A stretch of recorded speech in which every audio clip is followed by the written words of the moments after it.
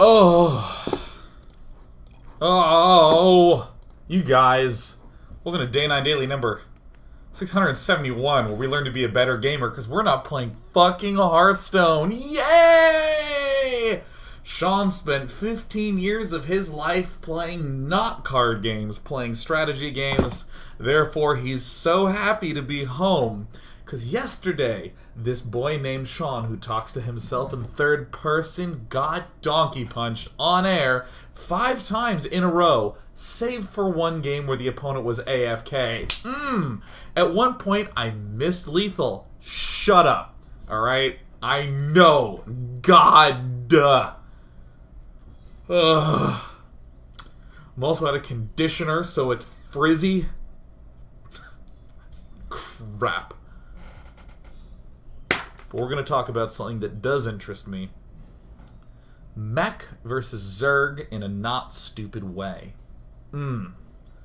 Today's topic is to look at the ever increasingly popular mech play that's overtaking the GSL, where it's not the sort of, I'll call it the bullshitty mech that we've seen before, where you literally don't attack and win via planetary fortress defense.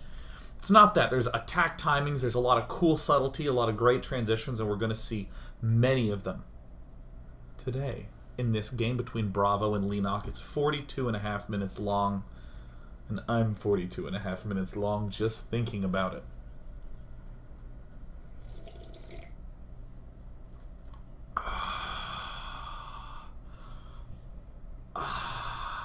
Also, we're going to get the opportunity to see brilliant answers from Leenock in this. It's not just a derp, let's look at Mech and ignore Zergs. Zergy buddies, if you're struggling versus that Mech, we're going to talk about that too. And we're going to see exactly why this particular style that BravO is doing is so tough to beat, and how Leenock's doing a great job taking it out.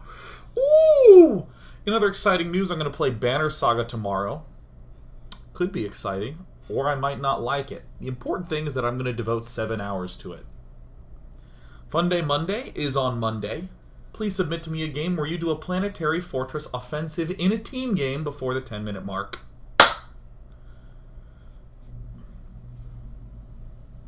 I know I had something else to announce. I don't remember.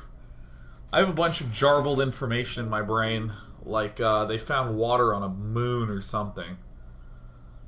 Which is really amazing. We might find life on another planet. And I think that no matter if we find intelligent life or we find just amoebas, the entire spectrum, I think, will be unimpressed with us on the whole. I think that humanity, despite being able to identify really amazing things, work on quantum processors and space travel, the internet, we've done a lot of good stuff, but like, if you drink too much Coke, your teeth fall out. Like that, a human body is kind of fragile. If you trip and hit your temple just right, you die immediately. Like, done. Even amoebas can be burned at like tens of thousands of degrees and come out a little charred.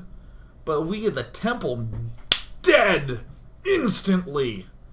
We have to wear things on our feet because it tickles.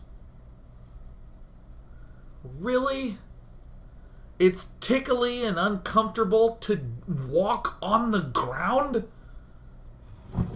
Humanity, come on, humanity. What other silly... If you look at the sun, which supports the entire life on our planet, if you just look at it, you go blind.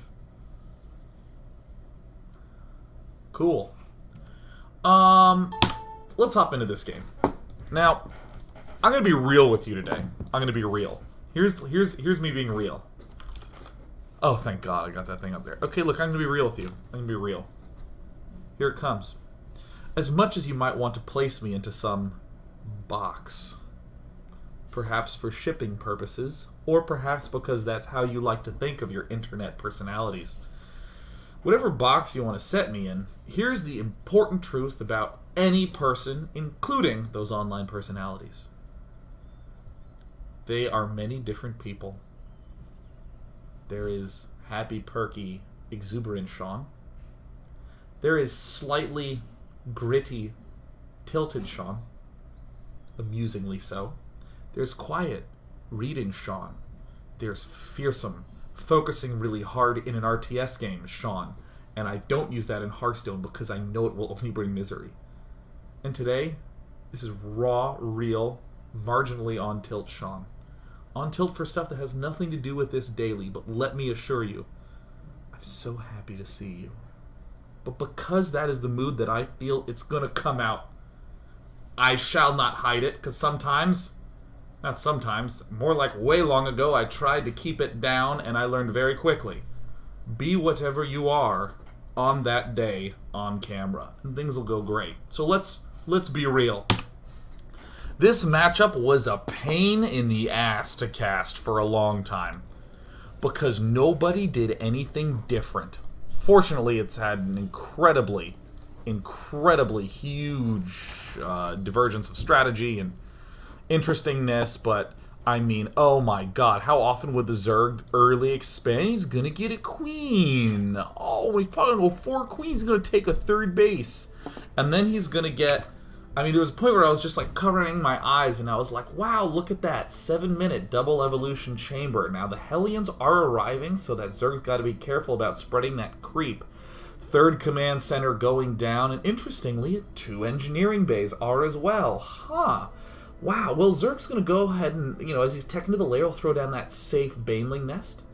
A little late on the macro hatch, but 8:45 is a good time for it. All right, now, when will Terran be doing the push? Well, not going to be going for the Banshee. Just, I mean, like, come on. Come on.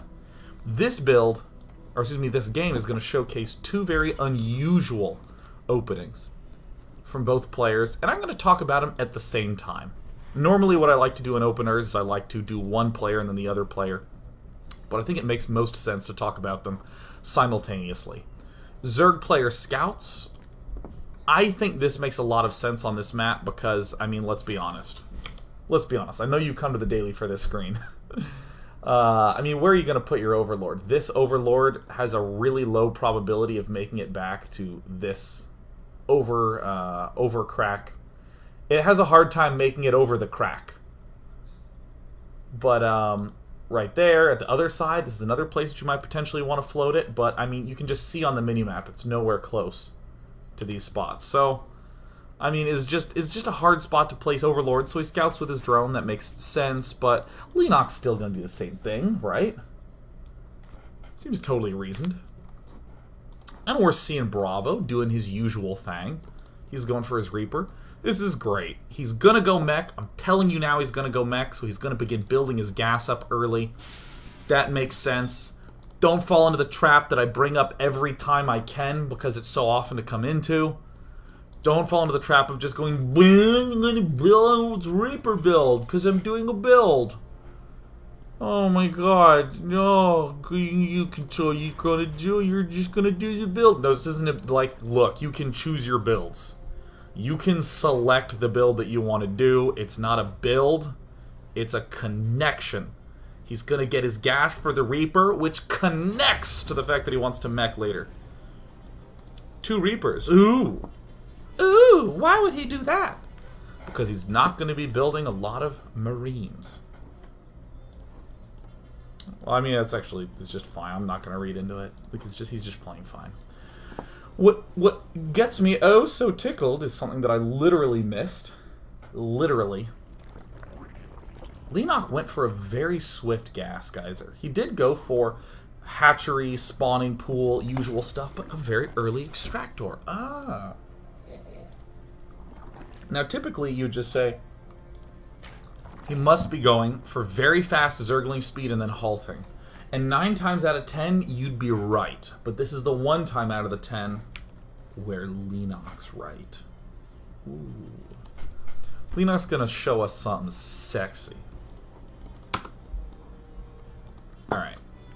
See Leenock doing the usual stuff, getting his lings and queens up, trying to protect everything from this Reaper, including the lings, keeping them very carefully placed so as to not accidentally get picked off by the Reaper. Look at him, he's running away! Oh, he's going to protect everything that he can from Zeripa. Zaripa. Now, once upon a time, what players would do is they'd pull these suckers out of gas, they'd get a third queen, they'd spread the creep, they'd get the link speed, they'd get the third, because everyone used to do the same fucking build in this matchup. That said, it's not a bad build. It's not a bad play. The general theme that Zergs are trying to use is as many drones as possible. Zerglings with speed to deal with those pesky Hellions. Taking a third base. That's it. That's the thinking. But why? But why? Is that the only way to play? No, I attest. No. And such is the change in the metagame. If ever a player was saying, you know, I want to leave units in gas, so that way I can get a faster layer. You must play standard, the internets would say. How dare you try to think that is not what the GSL players do? And then a GSL player does it, and everyone's like, aha, we have uncovered permission to do this. Nice.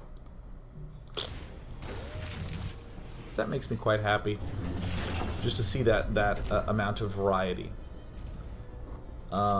Still being explored. I mean, these guys are being harassy. We have Hellion, a starport. When I first saw this, I was like, oh, okay. BravO is going to be going for some sort of Hellion Banshee opening, because that's the script that everyone tends to follow. Everyone just goes for Hellion Banshee in this. Great.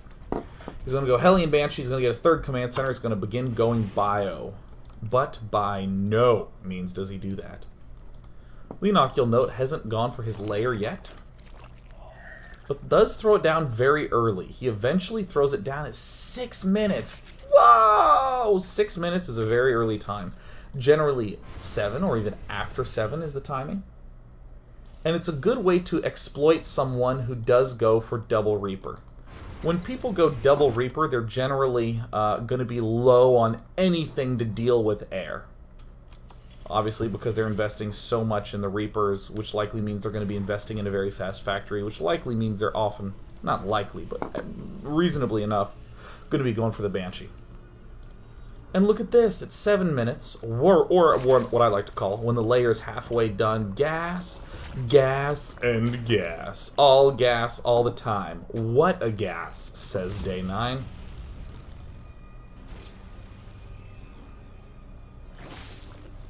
Right. Sir Leenock builds his spore crullers. You know, I wanna just stop right now, and I want to do some appreciation. We're seeing something unusual. If you zoomed back 2 years, it would be pretty normal to see this, but we're in the modern era. We know things. We've seen horrors. We're like Sam and Dean Winchester. We don't just see a cross-shaped shadow and think it's just a cross-shaped shadow anymore. We know too much. We know to boil a bag of salt or some shit. Kyla was watching that show out in the suite. It's on my mind. I think they boil bags of salt in that. Maybe that's a Gordon Ramsay show I'm thinking of. The important thing is that Leenock is doing this two-base play in the modern era. And whenever you're doing one of these plays that has lost you money by not taking an expansion, you can look for secret ways to make up for that money. So for instance, because we are going for a really fast spire, we don't need as many spore crawlers. We don't need as many queens. We have a lot less space to cover. We have a lot less things to defend. Even though we didn't get this third base super early, so we won't have that much money, one of the ways we're going to make up for the money is obviously doing damage. But the more subtle, cute way that we're going to do it is by just building fewer defenses. One spore crawler here, one spore crawler here, one spine crawler at the front. We don't even really need that many lings. We're cutting lings, we're cutting defenses in that way. I mean, what really can BravO do? He can't pierce this front. The queens are locked up at the front. That's all good. He has a smaller area that he needs to defend with the Overlord vision range. This is great. Look there. There he is. Do you think I am a child, says Leenock. Yes, says BravO. Leenock is 15. Not a huge expenditure. I mean, it's very hard to find a beneficial angle for any of this. I don't know what BravO's doing, but very, very hard to find an angle for any of this. So I love that. What I'm going to do now is I'm going to talk about these lings, and then I'm going to rewind and talk about the BravO side of things. So Leenock, I do like this play a lot. Any defense should be thought of as some way to twist things back on offense. Twist it onto the offense. And I think this is a very interesting choice from Leenock to build so many Zerglings right now. This allows him to do just the most aggressive stuff on the map. And I almost want to say it's like a twofold connection. You don't just want to build these for defense and then use them for offense. You want to continue to extend the purpose of them. So I built these for defense. Now I can use them for offense. Oh no, things are kind of locked off. It's going to be very difficult for me to try to do some sort of taking out of a third base until he lifts that. So cool, we're getting some more purpose. The offense that I would describe this as is delaying this. But also, if we have super fast mobile Zerglings and stuff, we can expand not once, but twice. We're going to see Leenock do a very quick double expand. There's one. Second one's going to be coming up rather quickly as well. Oh, sorry, that's not now. Later on, there's going to be a double expand. Sorry, I'm misreading all sorts of things. But that's fine. Still, the point holds true. Be thinking of extending that value. And now we have the Mutalist arriving rather early. Now you're going to look at this and go, oh, Mech. Oh, my Mech. Holy meching butts. Let's come back and figure out how the hell Mech happened here. So, remember, we're not just following silly scripted builds. We are using our brain and our learning. If we are going to go Mech, we better get our gas early. So we can build things like factories. That's why we went Reaper first. Well, great, if we're getting that gas early, then to get the factories, how else can we use that logic? Well, cool. If I'm going to be getting a second gas geyser early to support cloaked banshees, that's going to flow into Mech even better. Because now I have two geysers up. Another way to say it is in the reverse order. If I need a lot of gas in order to be going Mech, what are openings that use a lot of gas? We just did it the other way. Banshees and Cloak use a lot of gas.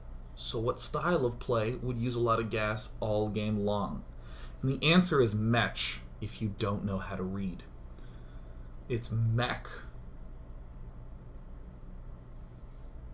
Notice how I slipped that in there. There's one guy who's been saying Mech. It's probably the same guy who doesn't know that it's not Super Smash Bros. Melee. Melee? Oh my goodness. Melee. You need to socialize at more cons with Smash nerds, man. It's Mech. So,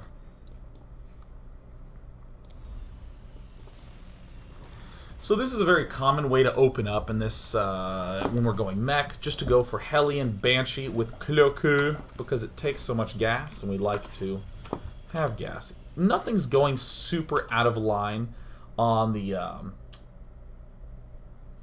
Hellion production. This isn't one of these insane, go like 15 Hellions and like try to slay everything. It could be, but here, BravO is scouting around and he's like, oh, this fool's not getting a third yet? What's going on? Well, maybe he's going to save up some Zerglings and do some very scary things. So we see, you know, some extra Hellions begin to start.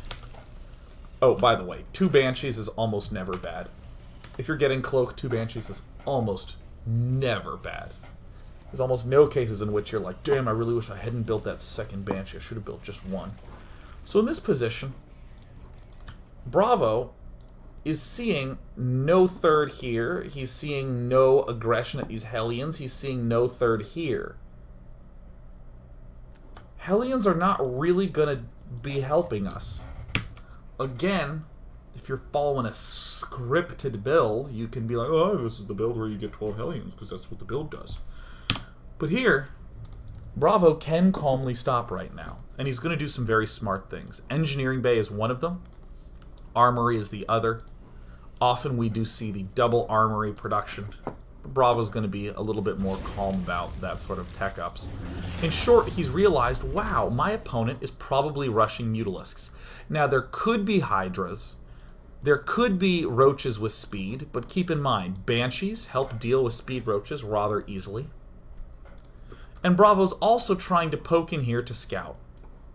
He's trying to get a sense. And if he's up against Hydras, then he can go for a siege tank and just siege up in the main base. He'll have some difficulties, but BravO's not really leaving the safety of this nicely cupped base for quite some time. So BravO does just a weird maneuver. He instantly goes for double Viking. Why? Instantly goes for missile turrets everywhere. Why?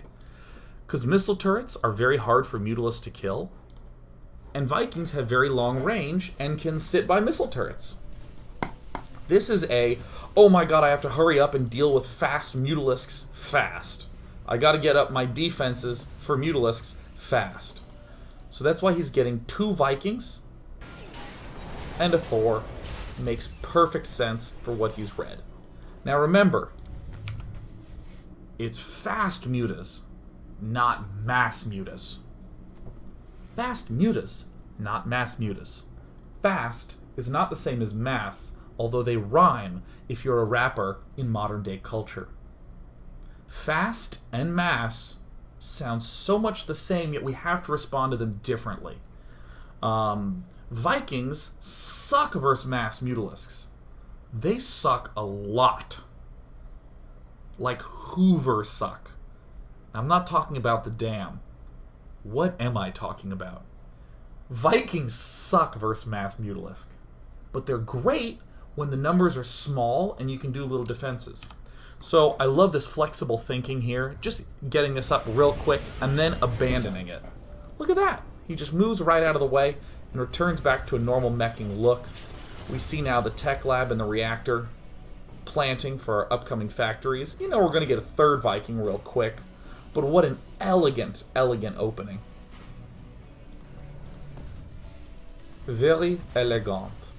So now we have missile turrets and Vikings up against fast Mutalisks. We have a backup Thor just in case. But man, that guy could be going Roaches or Hydras. We haven't seen any. We've seen a lot of Lings that just killed our stuff. So we're more than happy to delay this. Another Viking for insurance. Now, we've talked a little bit about everything up to now. And thusly I will break. We've identified the openings. We've gotten a chance to talk about some of the typicalities of Zerg vs. Terran play, and we're seeing how it deviates. When we come back, we're going to look at the position of each of these players and ask ourselves the question, how is this going to go into the mid-game? An important part of the mid-game is going to be positioning and attacks. So we're going to take a look at your favorite screen, the mini-map, so we can now begin to understand why Mech might be a choice on this map and not on others. Stay tuned, because when Day 9's on tilt, he nails the daily.